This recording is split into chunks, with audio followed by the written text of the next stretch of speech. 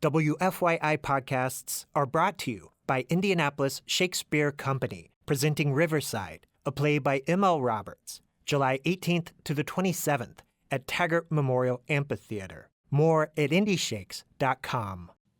WFYI podcasts are made possible by Bloomington, Indiana, an American college town offering experiences like indulging in grub at Nick's English Hut, taking a stroll along Kirkwood Avenue, feeling the history and magic of Assembly Hall, and providing the chance to feel like a college kid again. Plan your trip at visitbloomington.com. This is WFYI News Now. It's July 17th, and I'm Abriana Herron. On today's show, just over $1 million will help expand apprenticeship programs in Indiana. A new revenue report shows Indiana did not collect enough taxes to meet its budget plan. And after decades of strict regulation, rates of black lung disease have started to go up in the coal industry. It was a very dirty, dirty job. Those stories coming up. But first, Governor Eric Holcomb helped break ground Tuesday on the first project of READI 2.0, the second phase of the state's Regional Economic Development Initiative. The project that will use some of READI's $500 million in state funding is a housing development in Kokomo. The READI program gives public money to regions rather than individual communities. Those regions decide how to use the funding most effectively when combined with private sector investments, and housing has been a major focus. Holcomb says that collaboration is the linchpin to the program's success. I'm hopeful there is round 3 and round 4, and this becomes part of our Indiana approach to solving problems, because there's always going to be needs, and we can get there faster and go further when we do it together. Dave Van Balen is a private developer leading the housing project in Kokomo. He says the state, local, and private collaboration makes it possible to keep the housing affordable. So if you can't control those costs and drive those costs down, the end result, the rent cost, would be so high that no one could afford to live there. READI 2.0 projects will roll out over the next few years. And the Indiana Department of Workforce Development will receive more than $1.2 million from the U.S. Department of Labor to expand state registered apprenticeship programs. Indiana Public Broadcasting's Kirsten Adair reports the Department of Labor says the funding will increase the number of high-earning jobs. 45 other states also received part of the $39 million to expand and diversify state apprenticeship programs. State agencies can use the funding to connect with industry partners and develop post-secondary education and career pathways to meet local labor demands. The apprenticeships will focus on public sectors like transportation, clean energy, supply chain, and hospitality. Indiana's Office of Work-Based Learning and Apprenticeship says 94% of apprentices who complete an apprenticeship program retain employment. They also earn an average salary of $70,000 a year. The Department of Labor's Job Finder currently shows more than 600 apprenticeship opportunities available in Indiana. For Indiana Public Broadcasting, I'm Kirsten Adair. Indiana budget leaders will officially close the books on the state's fiscal year next week. But as Indiana Public Broadcasting's Brandon Smith reports, June's revenue report reveals Indiana did not collect enough taxes to meet its budget plan.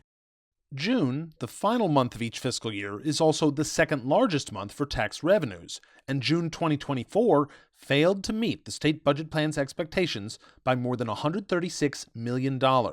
That's despite the fact that sales tax exceeded expectations for the first time in nearly a year and a half. It was corporate income taxes that dragged the month down, missing the mark by about $120 million. And for the fiscal year overall, Indiana revenues fell short of the budget plan by nearly $100 million.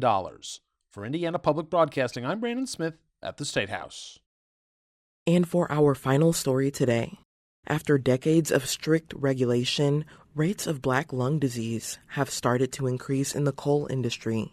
Clayton Baumgarth spoke with a retired miner who suffers from the disease and who has been fighting for benefits. It's been nearly 40 years since Jeffrey Chandler left the coal mining industry. It was a very dirty, dirty job. We would come home and we had to take our clothes off before we even went in the house, got in the shower. Our sinuses was just full of black coal. We'd breathe that daily, nightly. He started working in mines in 1975 after serving in the military. A surface mining program at Ivy Tech set him up for immediate success. We started out at $50,000 in 1976. I mean, plus a truck allowance. The benefits was awesome. For a decade, Chandler worked as a drilling and blasting supervisor at various mines throughout Indiana, including Peabody Coal, Squaw Creek, and Rogers Energy in conjunction with the Black Beauty Coal Company. For a decade, he and his colleagues breathed in dangerous coal ash from surface mining operations. I was a supervisor, and the safety never once told us you should wear a mask. You know, that it just wasn't thought of. Now in his 70s, he suffers from black lung disease, an ailment affecting about 16% of those who work in the coal industry. He has an oxygen respirator, a lung spray inhaler administered twice a day, and 3 separate medications to manage his symptoms. The disease also affects his immune system. I was in intensive care for 33 days. I didn't wake up for 33 days 2 years ago with pneumonia. I suffer from these all the time, constantly. It's a lot to manage because according to Leonard Goh, one of the leading experts on black lung disease in the region, black lung isn't simply one single condition. Black lung disease is what really the general public calls the spectrum of diseases that coal miners get from breathing in coal mine dust over the course of their careers. Breathing in dust from mining can cause COPD, emphysema, chronic bronchitis, and more due to scarring of the lungs. And once a miner has coal ash in their lungs, there's no going back. There really isn't much we as in the medical community can do aside from kind of supportive type treatments, inhalers like we would for COPD or people who need oxygen. In 1969, Congress passed the Federal Coal Mine Health and Safety Act to better protect industry workers. But now, after decades of improvement, the number of miners living with black lung disease has started to increase. Though it's unclear why that is, some experts say that surface mining circulates coal dust more than underground operations.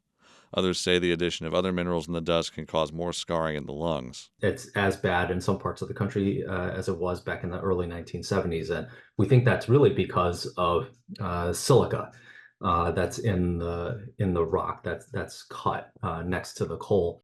For those with black lung, the Department of Labor has programs that can disperse financial compensation from coal companies. But making the connection between miners in need and benefits counselors like Chanel Rogers can be a challenge. It's hardest to get the info out to people that weren't in a union mine because we don't know where to just randomly search for coal miners. So most of ours are union miners, but it's to anyone that was a coal miner. Luckily for Chandler, a chance run-in with Rogers at a local restaurant led him to help. Since 2021, she's assisted him in getting appropriate medical care and in navigating the stacks of paper needed to receive roughly $800 a month in financial aid. Because when I sent his file, it cost $60. Chandler's case is typical. Some defunct coal companies have a trust fund to pay claims relatively easily, but others take years of lobbying to see results. It depends on kind of how ruthless the coal company attorney is, because if they're constantly fighting everything and constantly sending them on exams, or we want a deposition or whatever it may be, that slows the process down. For Chandler, he was lucky to stumble into the assistance that he got. Now, he wants other miners to know there is help out there for those in need by contacting the Department of Labor's Black Lung Program. She's really helped me and a lot of people. But there's so many people out there don't know that. They need to realize that, hey, you got a problem, that there is help. In November of last year, the Federal Black Lung Benefits Improvement Act was introduced in an effort to increase the monthly assistance given to sick miners. It has since been referred to the Senate Committee on Health, Education, Labor, and Pensions for review. For Indiana Public Media, I'm Clayton Baumgarth. That's all for today's episode of WFYI News Now. Our podcast is produced by Drew Daudelin with support from the news team at WFYI and public media journalists across the state. Our news director is Sarah Neal-Estes. Kendall Antron produced our music, and I'm your host, Abriana Herron.